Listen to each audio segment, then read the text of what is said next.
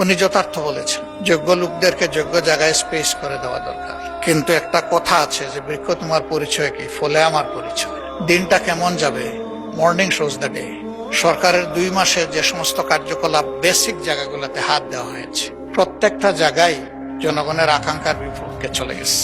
বাংলাদেশ ব্যাংকের মতো, আমি বেসিক জায়গা বলেছি, আমি কোনো কার্ড এগুলা বলিনি, নীতিগত যে জায়গা, বাংলাদেশ ব্যাংকের মতো সেন্ট্রাল ব্যাংকের গভর্নর নিয়োগের ক্ষেত্রে যে কাজটা করা হয়েছে এবং সাবেক গভর্নরকে বিদায় দেওয়ার যে পদ্ধতি অনুসরণ করা হয়েছে, জাতি এটা দেখেছে।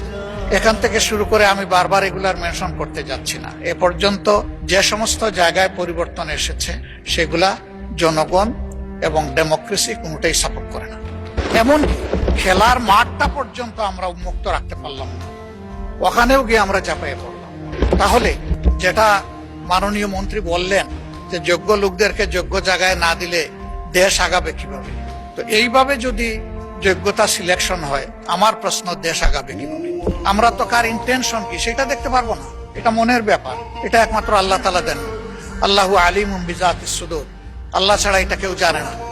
আমরা দেখব তার প্রকাশটা কি, বাস্তবায়নটা কি, কিভাবে এটা রিফ্লেক্ট করতেছে সমাজে। সেটা এই রিফ্লেকশনে আমরা শঙ্কিত যে এইভাবে সবকিছুকে পলিটিসাইজ করে ক্ষেত্র বিশেষে গোষ্ঠী, পরিবার এগুলাকে প্রাধান্য দিয়ে আগাইলে এ দেশটা আগাবে না। আমরা তো সবাই মিলে চাই যে দেশটা এগিয়ে যাক, এ পর্যন্ত সেরকম দৃশ্যমান কোনো কিছু আমাদের কাছে নেই।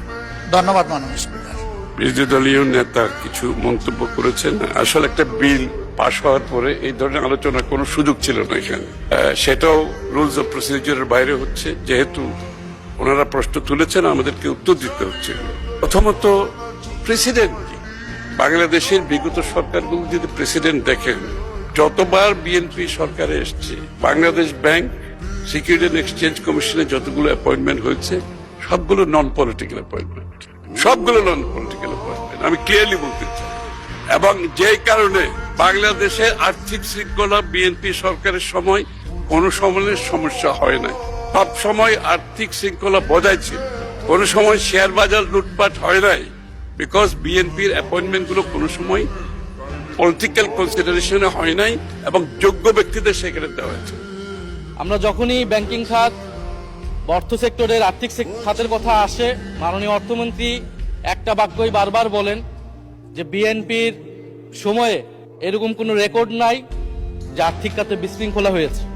উনি কিছুক্ষণ আগে অস্বীকার করলেন যে বাংলাদেশ ব্যাংকের গভর্নর একটা রাজনৈতিক নিয়োগ, তাদের দলের নির্বাচন কমিটির সদস্য, এবং তিনি এটা অস্বীকার করলেন। আমি মাননীয় স্পিকার টিআইবির একটা তথ্য আপনাদেরকে দিচ্ছি।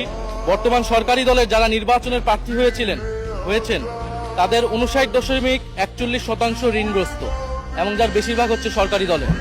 সংসদ সদস্যদের 11,000 কোটি টাকার বেশি ঋণ রয়েছে, যার অধিকাংশই সরকারি দলের। এদের অধিকাংশই ঋণ খেলাপি ছিলেন, নির্বাচনের আগে কিছু টাকা ঋণ দিয়ে পুনঃতফসিল করে নিয়েছেন। এবং বর্তমান যে বাংলাদেশ ব্যাংকের গভর্নর, তার স্পেশালিটিটা কি? তার স্পেশালিটি হচ্ছে এই ঋণ পুনঃতফসিল করা, এটাতে তিনি এক্সপার্ট। ফলে তাকে বাংলাদেশ ব্যাংকের গভর্নর কেন দেওয়া হয়েছে এটা খুব পরিষ্কার মাননীয় স্পিকার। এই যে হাজার হাজার কোটি টাকার ঋণ, সেই ঋণগুলো যাতে ঋণ পুনঃতফসিল করতে পারে সেই সুযোগ সুবিধাটা করে দেওয়ার জন্যই বাংলাদেশের ইতিহাসে প্রথমবারের মতো একজন ব্যবসায়ীকে বাংলাদেশ ব্যাংকের গভর্নর দেওয়া হয়েছে।